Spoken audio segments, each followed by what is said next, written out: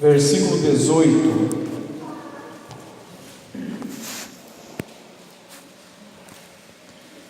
Os irmãos acharam? 1 Coríntios capítulo 1, versículo 18 diz assim: porque a palavra da cruz é loucura para os que perecem, mas para nós que somos salvos é o poder de Deus.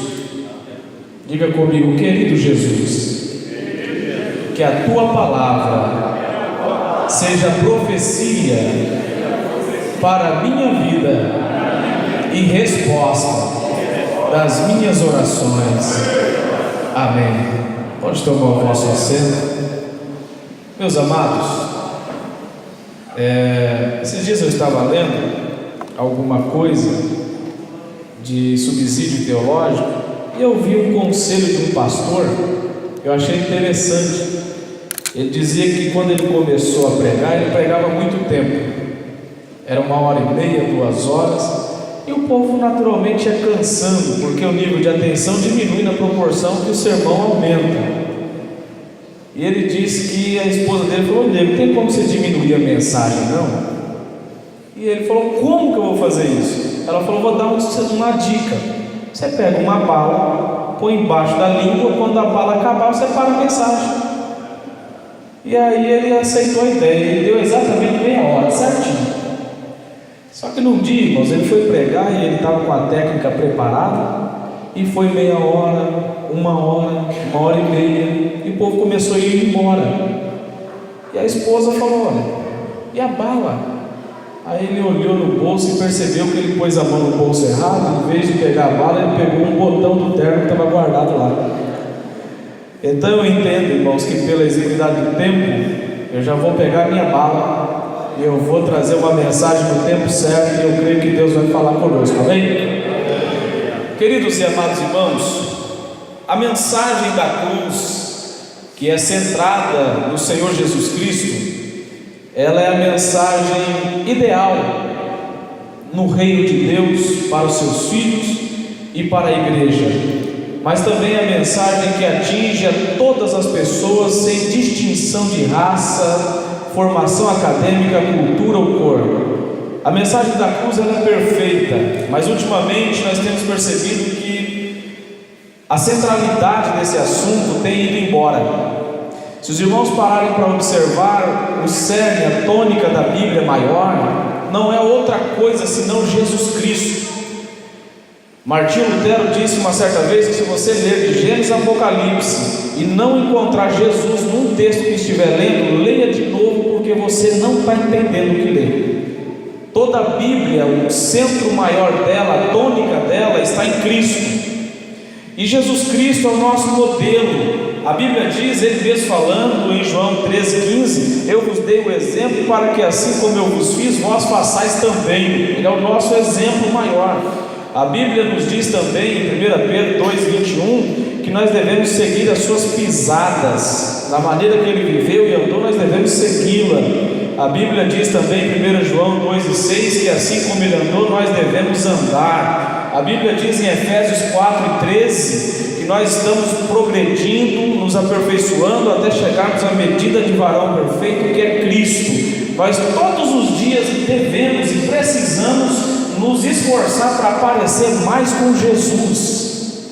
Só que ultimamente nós estamos ouvindo muito pouco sobre Ele, e na medida que nós não ouvimos falar sobre Ele, não falamos sobre Ele, é difícil de alguém seguir e se adaptar ao modelo, ao exemplo maior. O cristão, o próprio nome assim diz, ele é cristão porque ele imita a Cristo, ele parece com Cristo. Você já parou para pensar que de repente você olha para alguém e lembra de alguém, você fala: essa pessoa me faz lembrar de Jesus?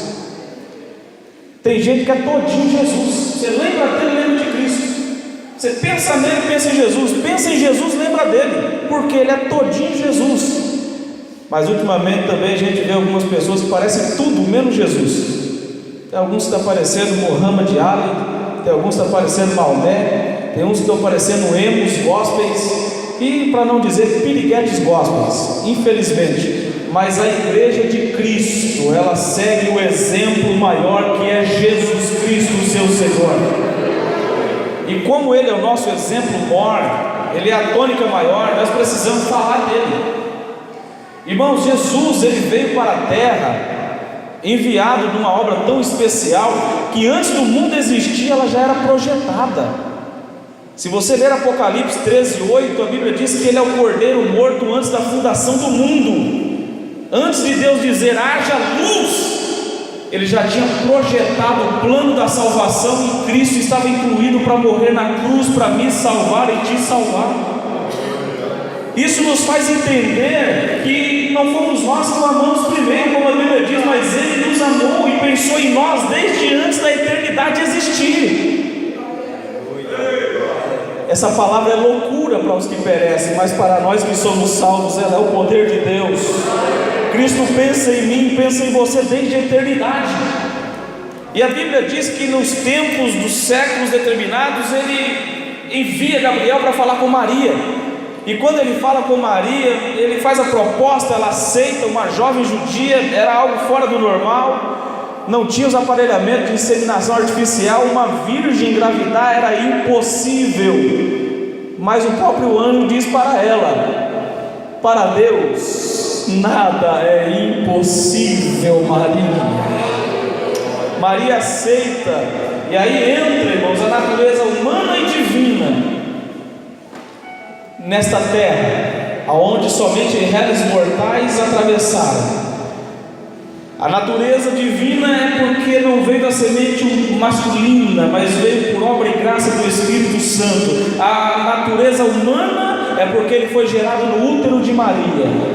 Como homem, Maria gera ele. Como Deus, ele participou da criação do mundo, inclusive da gestação de Maria. Como homem, ele tem mãe, mas não tem pai. Mas como Deus, ele tem pai e não tem mãe. Como homem, ele nasce numa manjedoura, porque as estalagens não o recebem. Mas como Deus, os anjos rompem os céus e bradam dizendo: glória a Deus nas alturas, hosana, paz na terra e boa vontade entre os homens. Como homem, ele cresce aprendendo no templo. Mas como Deus, ele indaga aos doutores aos 12 anos e eles não têm respostas por 3 dias. Aleluia. Como homem, ele obedece a Maria, mas como Deus, Maria diz: fazei tudo o que ele vos disser. Como homem, ele tem fome, mas como Deus, ele diz: eu sou o pão da vida. Como homem, ele tem sede e pede água para a mulher samaritana, mas como Deus, ele diz: ó mulher, se você soubesse quem fala com você, você me pediria água, e eu te daria uma água que jorraria uma fonte de água viva dentro de você, e quem beber dessa água nunca mais terá sede. Como homem, ele dorme na polpa do barco, mas como Deus, diante daquela tempestade, ele levanta, repreende o mar, repreende o vento, e vem tão grande bonança. Como homem, ele vai até o Calvário, é mutilado e morre, mas como Deus, ao terceiro dia, ele ressuscitou e vive para sempre.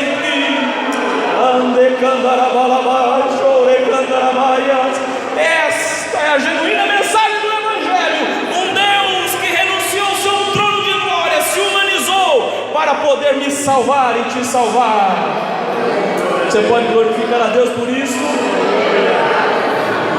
Mas, meus amados, o seu ministério nessa terra tem 3 etapas. Número 1, a etapa do anonimato. Dos 12 anos aos 30 anos de idade, depois que ele aparece no templo, nada sabe-se dele mais. É uma fase de anonimato. E nessa fase de anonimato, Jesus aprende pelo menos 3 coisas. Primeiro, ele estudou. Segundo lugar, ele aprende uma profissão. A Bíblia diz que chamavam-no de carpinteiro, filho de José o carpinteiro. Era uma época que ninguém o conhecia do seu ministério. E em terceiro lugar, ele aprende a lidar com as perdas. Porque quando ele vai começar seu ministério público, no capítulo 2 de João, lá na bodas de Caná da Galileia, só aparece Maria, sua mãe, mas José já havia morrido. E no tempo de anonimato não é fácil lidar com perdas, lidar com a labuta, entender, aprender, ser exortado, corrigido, é o momento. Só que nesse momento também a intimidade com Deus é maior. porque Deus está nos fazendo ser conhecido primeiro pelo céu, para depois sermos conhecidos pelos homens. E a Bíblia diz que nesse momento o Senhor Jesus crescia, o menino crescia em estatura, em graça, em sabedoria, diante de Deus e depois dos homens, diante de Deus depois dos homens, diante de Deus depois dos homens, porque primeiro ele era conhecido pelo céu, para depois os homens reconhecerem aqui na terra. E não tem como pular essa etapa. Você pode ser conhecido pelos homens, mas se você não for reconhecido por Deus, seu ministério é raso. Agora, se você não é conhecido pelos homens, mas o céu te conhece, você vai dar fruto e o nome do Senhor vai ser glorificado. Então a primeira etapa do ministério dele é anonimato. A segunda é a fase da popularidade. Quando Jesus inicia seu ministério, a popularidade vem. A fama dele vai até a Síria, Egito, Pérea, Judéia, Samaria, Galileia. Ele é conhecido em todos os lugares. E a forma maior de recepção é quando ele entra em Jerusalém, montado num jumentinho, e o povo vai jogando ramos de palmeiras e dizendo: Hosana, bendito é o rei que vem em nome do Senhor. É a fase da popularidade. Só que, irmão, não se iluda com a fama. Lembre que no momento do anonimato era você e Deus. Porque o mesmo povo que na época da fama disse: olha, bendito que vem em nome do Senhor, agora a terceira fase é a fase da decepção, é a fase da rejeição. Por isso que a gente não pode muito ir pela onda do tapinha nas costas. Por isso que a gente não pode ir muito pela onda do: olha como você fala bem, olha como você cantou bonito. Não vai por isso não, porque o mesmo que te dá um tapinha nas costas hoje, qualquer outra inconveniência vai te acusar. E eu aprendi, não foi por muita idade, até porque o que mais acusaram sobre Jesus era a sua falta de idade. Falou: você não tem 50 anos, nunca conheceu Abraão, como é que você fala que viu ele? Essa fase da rejeição é terrível, porque rejeitaram primeiro a raiz genealógica dele. Na raiz de Jesus genealógica, ele tinha 3 mulheres que para a população eram negáveis. Primeiro, Ruth, que era uma estrangeira. Segundo, Tamar, uma prostituta. Terceiro, Raabe, também uma prostituta. Olha a raiz desse homem, não presta. A mãe dele, é duvidável a sua gravidez. Rejeitaram por causa disso. Rejeitaram-no por causa da idade. 30 anos. E olha, irmãos, não vou te assustar não, mas dependendo da igreja, se Jesus entrasse hoje com 30 anos, com o ministério que ele tem, eu dizer: você é tão novo, você não pode pregar, espera mais um pouco. Porque muitos pensam que experiência é o tanto de vela em cima do bolo de aniversário, e não é isso. Experiência com Deus é no lugar secreto, onde o céu se revela e a gente entende o propósito. Mas rejeitaram. E os mesmos que disseram: Hosana, bendito que vem em nome do Senhor, agora estavam gritando: olha, crucifica ele. E essa é a mensagem que Jesus colocou no meu coração. Se os irmãos pararem para observar, o propósito dele em aceitar ir à cruz não foi só no Calvário, começou no Getsemane. No Getsemane, a Bíblia diz que Jesus vai orar, chama os seus 3 discípulos mais chegados, Pedro, Tiago e João, deixa eles à distância de um tiro de pedra, pelo menos 100 metros de distância. E Jesus vai orar, e a oração dele é essa: Pai, se possível for, passa de mim este cálice. E a Bíblia diz que ele fala para os seus discípulos: a minha alma está angustiada até a morte, fique aqui, velem, orem comigo. Quando Jesus volta, os discípulos estão dormindo. Jesus acorda eles e volta de novo. Por 3 vezes ele faz a mesma oração: Pai, se possível for, passa de mim este cálice. Como ele é onisciente, ele sabia do que ia acontecer em instantes futuros. E ele volta, enquanto os discípulos dormindo, ele repreende-nos. E a Bíblia diz que enquanto ele está ali, vem Judas Iscariotes com os anciões de Israel e com alguns soldados, com lâmpadas acesas, porretes nas mãos. E Judas diz: aquele que eu beijar, este aí é o tal que nós vamos levar preso. A Bíblia diz que Judas vem, quando encontra-se com Jesus, Jesus chama ele de amigo. Amigo, a que vieste? Oh, irmãos, isso é tremendo. Jesus chamou só 2 pessoas de amigas na Bíblia: primeiro Lázaro, segundo Judas. E na nossa vida a gente também vai ter esses 2 tipos de amigo: Lázaro e Judas. Judas é aquele que tira a sua vida para poder ter alguma coisa. Lázaro é aquele que dá a vida para ser seu amigo. A vida de Judas acaba com a vida de Jesus. A vida de Lázaro engrandece o nome do Senhor. E a Bíblia diz que quando faz isso, dá um beijo no Senhor Jesus, sabendo ele de todas as coisas. Está escrito isso em João 18. Ele se apresentou e disse: a quem vocês procuram? Quando a Bíblia diz que ele sabe de todas as coisas, ele está sabendo o que ia acontecer antecipadamente. Por isso que o rosto dele suou grandes gotas de sangue. A pressão psicológica era tremenda. Ele sabia tudo antecipado. E sabendo de tudo isso, ele foi à frente e disse: eis-me aqui, vocês me procuram? Ele tinha vários fatores facilitadores para não ir à cruz. Primeiro, quando ele disse, falaram: é Jesus o Nazareno. Ele disse: sou eu, que caiu todo mundo. Soldado caído, dá para fugir, não dá? Sim. Segundo, a Bíblia diz que Jesus mesmo, quando Pedro corta a orelha de Malco, Jesus disse: ô Pedro, você acha que se eu quisesse, eu não oraria ao Pai, Ele me enviaria 12 legiões de anjos, e Ele me livraria? Sabe quanto que é uma legião? 6.000 soldados romanos. 12 legiões são, portanto, 72.000 anjos. Se Jesus orasse, desceria ali no monte de Getsemane. Um anjo, em 2 Reis 19, matou 185.000 assírios. 72.000 anjos acabaria com o mundo e livraria Jesus facilmente. Mas ele falou: eis-me aqui, eu vou. Ele sabia de tudo antecipadamente e se dispôs como um cordeiro mudo. Levaram-no para 4 julgamentos. Primeiro, a casa de Anás, o antecessor do sumo sacerdote.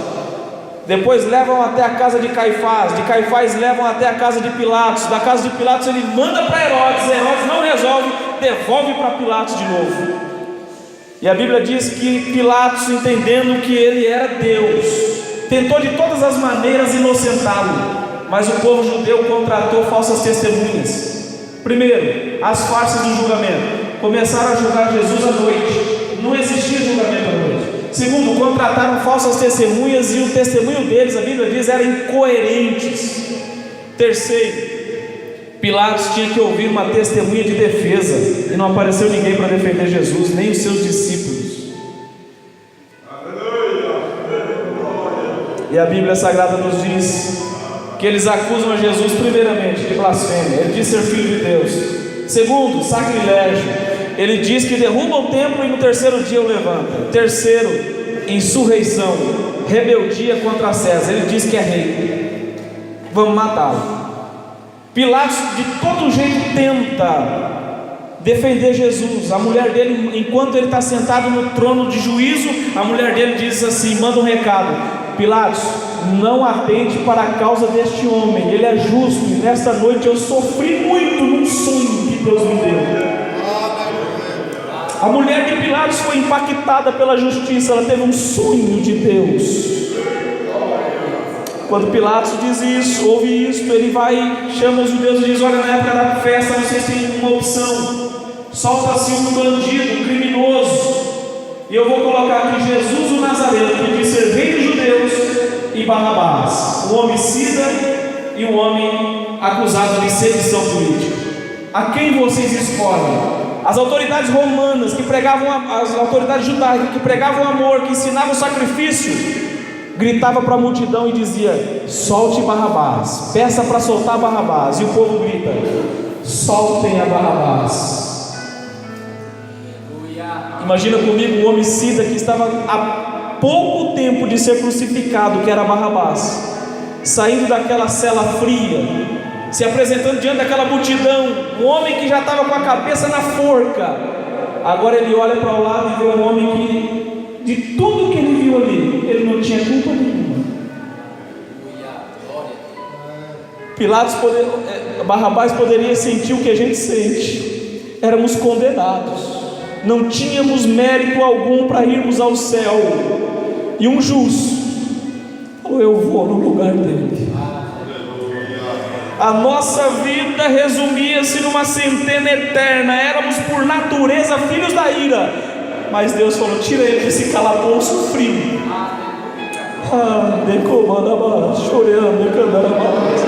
Porque um justo vai morrer em seu lugar.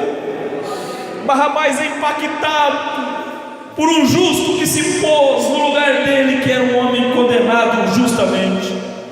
Depois que a multidão diz isso, então Pilatos fala: o que vocês querem que eu faça com Jesus? Todo mundo grita: crucificam, crucificam. Pilatos lava as mãos e, para encargo de consciência, não tenho culpa, que o sangue dele caia sobre vocês. E a multidão diz: que o sangue dele caia sobre nós. A Bíblia diz que eles levam Jesus, vedaram seus olhos, batiam no seu rosto e diziam: profetiza quem te bateu, você não é profeta? Confeccionaram uma coroa de espinho, 3 centímetros de espessura por 15 de comprimento, espinho de figueira brava. Em Israel você bate o espinho daquele como um prego na madeira e fura. Colocaram aquele espinho, fizeram uma coroa, colocaram em sua cabeça. Ele não é um rei, então põe uma coroa. Ele não é um rei, então dá um cetro para ele. Deram-lhe uma cana, vestiram ele de uma roupa de linho fino, de púrpura vermelha, carmesim. E a Bíblia diz que eles se dobravam diante dele: você não é o rei dos judeus? E esbofeteavam, tomaram a cana de sua mão e bateram naquela coroa de espinho. Eu vi, irmãos, esse espinho, na ponta dele tem um veneno que incha a pele na hora, queima.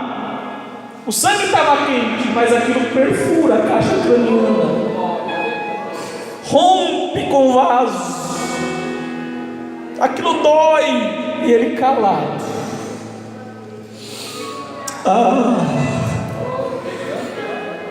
Essa é a mensagem da cruz. Ele calado. A Bíblia diz que arrancaram sua veste como que fosse uma veste real e chicotearam. Era um azorrague, 7 pontas com um pedaço de chumbo e osso de carneiro. Aquilo carcomia as costas. Uma quarentena menos uma, 39 chicotadas. Aquilo rasgou e ele quieto. Tiraram-no de lá, colocaram madeira sobre suas costas e disse: agora você vai subir até o Calvário. No meio do caminho, chamam-no Simão Sirineu. Diga comigo: Simão. Alguns instantes atrás, Pedro, que o nome dele também é Simão, havia negado ele 3 vezes. E olha que Pedro diz: Senhor, ainda que todos te neguem, eu vou contigo até a morte. Eu tenho uma lição preciosa aqui. Quando chegar o momento que a cruz estiver pesada, você não aguentar mais, e aqueles que te devem até favores, que disseram que vão com você, não vão mais, quando um Simão te deixa, Deus levanta outro, mas você continua. Aleluia, glória a Deus. Ele coloca os ombros e vai subindo, constrangido. Aquela história impactada. Imagina aquela via cruz, Simão Sirineu vendo aquela imagem do justo subindo, e a história dele vai sendo impactada. Coloca Jesus naquela cruz, batem o cravo na sua mão esquerda e na sua mão direita em seus pés. Se você pudesse, volte a 2000 anos atrás e ouça a batida dos cravos.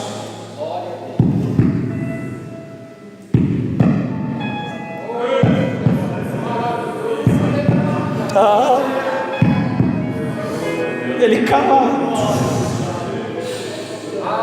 Certamente aquilo foi um sacrifício a mais, porque Barrabás, para ser homicida, deveria ser forte, e a medida da cruz era para Barrabás. A morte do crucificado era mais por asfixia do que por dor, porque o corpo abria no último, e o peso fazia com que o pulmão fosse obstruído e faltava oxigênio. E ele calado. Só que como todo rei, depois que antes de assumir um trono, ele dá um discurso e solta 7 frases. Primeiro: Pai, perdoa-lhes, eles não sabem o que fazem. Cuspiram na minha face, Pai, perdoa-lhes. Me agrediram, me chicotearam, Pai, perdoa-lhes. Me crucificaram, estou morrendo aqui de dor, Pai, perdoa-lhes. E esse pedido estendeu-se 2000 anos depois e ainda faz vigência em nossos dias. Pai, perdoa-lhes, Pai, perdoa-lhes. Depois ele olha para João e diz: olha, João, essa mulher é sua mãe, Maria, este homem é seu filho, cuide dela, cuide dele. Depois ele olha para o céu e diz: tenho sede, mas era a sede de justiça. Quando um ladrão ao seu lado está blasfemando, um outro moribundo diz assim: nós estamos aqui porque merecemos, mas este não fez mal nenhum. Vira para Jesus e diz: Senhor, lembra-te de mim quando entrares no teu reino. Lá no Calvário, ele olha para aquele ladrão prestes a morrer e diz: em verdade, ele viveu sempre na mentira, mas Jesus diz: em verdade, ainda hoje estarás comigo no paraíso.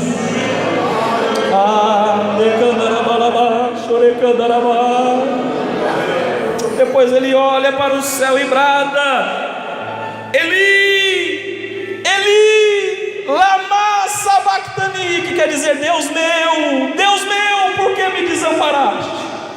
Era o silêncio de Deus, porque sobre Jesus recaía todo o pecado da humanidade. O pecado da humanidade faz divisão entre Deus e os homens. Deus o desampara naquela cruz. Para mim, o que doeu mais não foi o cravo, não foi a chicotada e nem a coroa. O que dói mais quando estamos nesse momento de pressão máxima é o silêncio de Deus. Depois ele diz a sexta frase, ele brada dizendo: está consumado, que no grego é tetelestai, e significava está pago. Eu paguei a dívida. Eu paguei a dívida da humanidade. O que eles não pagavam para ser salvo, eu paguei aqui na cruz do Calvário. Colossenses 2,14 diz: e a cédula que nos era contrária, segundo as suas ordenanças, ele rasgou ela, a dívida, e cravou ela na cruz do Calvário. Nós não devemos mais nada para o mundo, não devemos mais nada para o diabo. Jesus pagou a nossa redenção eterna na cruz. Depois que ele dá o sexto brado, ele vem para o sétimo e diz: Pai, em tuas mãos entrego o meu espírito.